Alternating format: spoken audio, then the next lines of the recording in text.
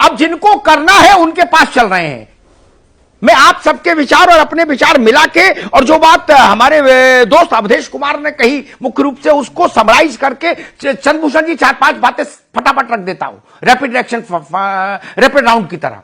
एक 1 rank 1 pension दीजिए, कागजों में शहीद लिखिए, कागजों में आज जो नौजवान शहीद हुआ 70 साल बाद उसका पोता पता करे सरकार से कि मेरे बाबा क्या शहीद हुए थे, तो सरकार चिट्ठी भेज देगी ना जी शहीद नहीं हुए थे, कैजुअलिटी हुई थी। वो अंग्रेजी में लिखेंगे कैजुअलिटी। भारत माता के लिए सिर कटाने वाला आदमी और उसके लिए चिट्ठी आएगी कैजुअलिटी की। रोड एक्सीडेंट में मारा गया है क्या? ये कच्ची शराब पी के मरा है। इसमें क्या कंजूसी है भाई? क्या समस्या है? ये धारा 370 है क्या कि जो हट नहीं सकती आपसे? कॉमन सिविल कोड है क्या? एक दूसरा एक मुद्दा मैं भूल ही गया था।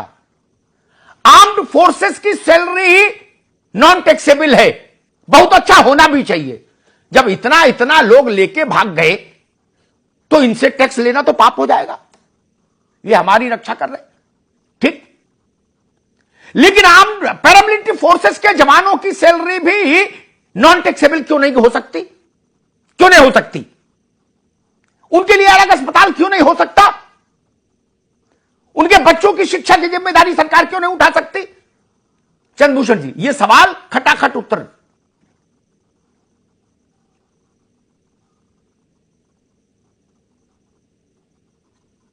इसमें जो शहीद का बात है और दूसरी जो महत्वपूर्ण बात आपने उठाई है पेंशन को लेकर जो विभेद है, तो हाँ, तो मैं जहां पे और एक बात और एक दो बातों पर तो मैं पहले फोकस कर रहा हूं। अभी रुको जी। तो मुझे लगता है शहीद को दर्जा देने की बात है, इसमें कोई समस्या नहीं है। इसलिए तो मैं भी व्यक्तिगत स्तर पे भी हाँ जी व्यक्तिगत स्तर पर भी माननीय गृह मंत्री से मैं अनुरोध करूंगा और ये बात आपकी बात आपकी इस चैनल के माध्यम से भी सरकार तक पहुंच ही रही होगी, मुझे भरोसा है। तो मुझे लगता है शहीद होने का जो दर्जा है इसको एक विधिवत डिस्कशन करके और एक शासनादेश इसमें करने में कोई समस्या नहीं है और इसमें पैरामिलिट्री फोर्सेस और मिलिट्री फोर्सेस के बीच में विभेद करने का भी कोई औचित्य नहीं है। जहां तक मैं समझ पा रहा हूं मेरी पार्टी मुझसे सहमत होगी, मुझे भरोसा है। दूसरी बात जो आपने उठाया है पेंशन का, तो ये भी बात सच है कि जो मैं पर्सनल एडमिनिस्ट्रेशन की किताबों को पढ़ता हूं तो अगर कार्य की परिस्थितियां एक है, चुनौतियां एक है और एक ही वातावरण है तो उसमें विभेद का बहुत औचित्य नहीं बनता। ये भी सच है कि इनका दबाव समूह न होने से इनकी बात सही समय पर सरकार के सामने न पहुंची होगी। तो ये डिबेट मुझे लगता है एक सार्थक डिबेट के रूप में तब्दील हो सकती है और इसमें भी सरकार विचार करेगी। मुझे पूरा भरोसा है कि इनको पुरानी पेंशन नीति से आच्छादित किया जाए और ये सही समय पर बात आई है। मैं भी बात चंद्रभूषण भाई टैक्सेबल वाली जो बात आई है उसमें ठीक हाँ जी चंद्रभूषण जी विजय बंधु बैठे हैं, ये मुझसे नाराज भी हो जाएंगे लेकिन फिर भी मैं कहूंगा मैं शिक्षकों की तरफ से, सरकारी कर्मचारियों की तरफ से बिना इनके द्वारा अधिकृत किए हुए कहता हूं इनका मसला 6 महीने बाद सुलझा देना। लेकिन पैरामिलिट्री फोर्सेस के जवानों को आज ऐलान होना चाहिए, आज ऐलान होना चाहिए कि इन जवानों को पुरानी पेंशन के तहत गारंटी मिलेगी। अमिताभ जी, वाकई में वक्त काल परिस्थिति सब एक जैसी, फिर दोयम दर्जे का व्यवहार क्यों? ये बिल्कुल ठीक है। मैं इसको प्रतिस्पर्धात्मक रूप से नहीं बहस को रखना चाहता। मेरे मन में दोनों के लिए बराबर आदर है। इस देश की एक भुजा सेना है, एक भुजा पैरामिलिट्री फोर्स है। को बड़ छोट कहता प्राधु ना, दोनों को उतना सम्मान दीजिए कि हर मां चाहे कि अपने बेटे को सैन्य बलों में भेजे। और एक बात मैं और कह के अवधेश जी की एक छोटी सी टिप्पणी जरूर लूंगा। चंद्रभूषण भाई, ये भावनाओं का ज्वार, इसकी उम्र कम होती है, उसके बाद वही बुढ़िया बूढ़े डोकरी जवान बहू जिसके हाथ में मेहंदी नहीं छूटी और दुदबूहे बच्चे गांव में रह जाते हैं। हमने भी देखा है, आपने भी देखा है, जूही सिंह ने भी देखा है, उमाशंकर ने भी देखा है। क्या झूठ बोल रहे हैं? कौन सरकार हो, कौन पूछता है? हमने उनकी पीड़ा को देखा, आप लोगों ने भी देखा होगा। इसलिए यह देश का कर्ज है कि उनके लिए मुकम्मल व्यवस्था करिए। उनके बच्चों को गर्व हो कि मेरे पिता ने मां भारती के लिए बलिदान दिया तो देश ने हमारे लिए ये किया। अवधेश जी, आपने सत्तारूढ़ पार्टी के प्रवक्ता और मेरे मित्र चंद्रभूषण जी को सुना। ज्यादातर मुख्य बातों पर सहमति है और वो वचन दे रहे हैं कि वो इस मसले को वहां तक ले जाएंगे जहां से निर्णय होना है। अवधेश जी,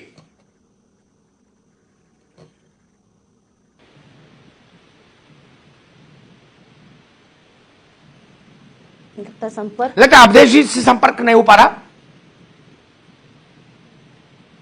त्यागी साहब, टीपी त्यागी साहब, मेरे ख्याल से इसमें बहुत सारी मांगे तो ऐसी हैं जो तत्काल पूरी की जा सकती हैं, जिनमें कोई ज्यादा लिखा पढ़ी का काम नहीं, कोई संविधान में संशोधन नहीं होना। बिल्कुल ठीक कह रहे हैं आप बिल्कुल ठीक कह रहे हैं। आपने ये मुद्दा बहुत अच्छा उठाया है, लेकिन थोड़ी सी बात जान लीजिए। 7th पे कमीशन के अंदर पैरा मिलिट्री फोर्सेस के लिए 1 रैंक 1 पेंशन रिकमेंड की गई है, नंबर 1।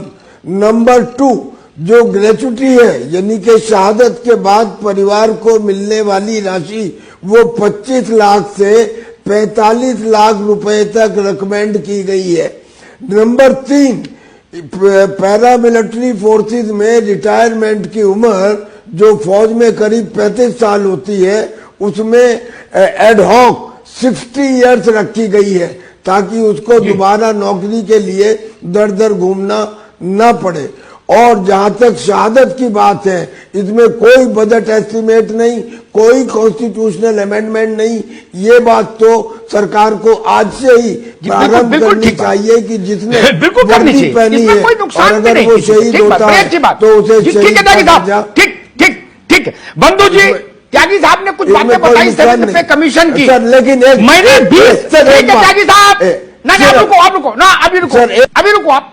अरे मालिक, रुकिए, बहस में समय उतना ही है। विजय बंधु, मैंने कम से कम 20 रिटायर्ड अधिकारियों से बात की, आईजी लेवल के, डीआईजी लेवल के, पैरामिलिट्री फोर्सेस के।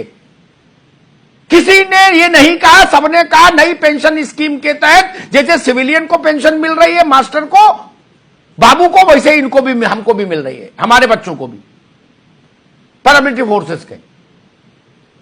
कागज में क्या लिखा भगवान जाने, लेकिन जमीन पर मुझे कोई नहीं मिला जिसने कहा हो कि मुझे ऐसी पुरानी पेंशन मिल गई। बंधु जी। जी एक तो मैं बताऊं, आज ही झारखंड का एक डिसीजन आया है और झारखंड का डिसीजन यूं ही नहीं आया है।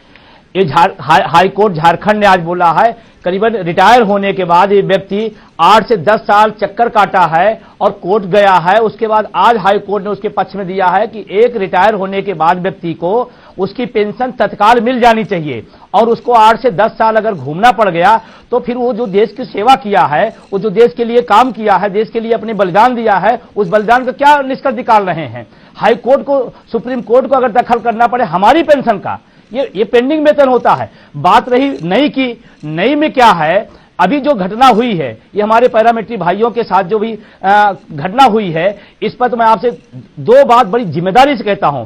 एक तो सबसे बड़ी बात, जो नई पेंशन व्यवस्था दी जाएगी इनको, वो तो 500 से 700 होगी, लेकिन इस शर्त के साथ होगी कि अगर फैमिली पेंशन आप लेना चाहते हैं तो जो आपका पैसा कटा हुआ है वो भाग पैसा आप सरकार को वापस करें। मैं समझ नहीं पा रहा हूं कि सरकार किस तरह की चलाई जा रही है। हमारा पैसा काटा वापस लेकर के हमें सहानुभूति में फैमिली पेंशन दे रहे हैं। दुर्भाग्य देखिए, उस पर भी टैक्स लेंगे। ये ठीक बात है विजय बंधु, आपने बड़ा लॉजिकल बात उठाई, बड़ी टेक्निकल बात उठाई। ठीक बात, ठीक विजय बंधु, समय उतना ही है मित्र। रोको